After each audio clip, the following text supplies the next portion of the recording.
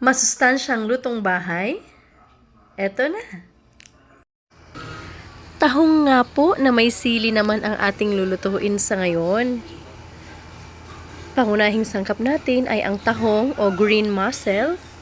Mayroon tayong dahon ng sili, sariwang-sariwa mula sa ating garden, at mga recados, sibuyas, luya, ahos, at dahon ng sibuyas. So, mag-iinit lang tayo ng kaunting mantika, konting-konti lang, tamang-tama na maigisa natin ang ating mga sangkap.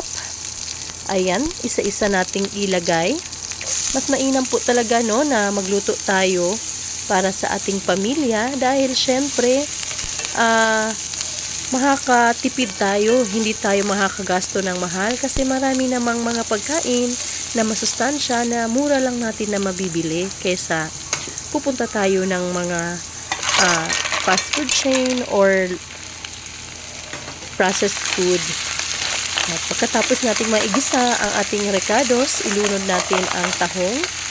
May tahong din po ba sa inyo? Ayan po, kagandahan po sa pagkain ng tahong. Yan po ay mayaman sa mga bitamina at mineral na mainam po sa ating katawan, lalong-lalo na po sa mga bata. Mayaman po yan sa vitamin B, vitamin D, vitamin E, iron, at marami pa pong iba.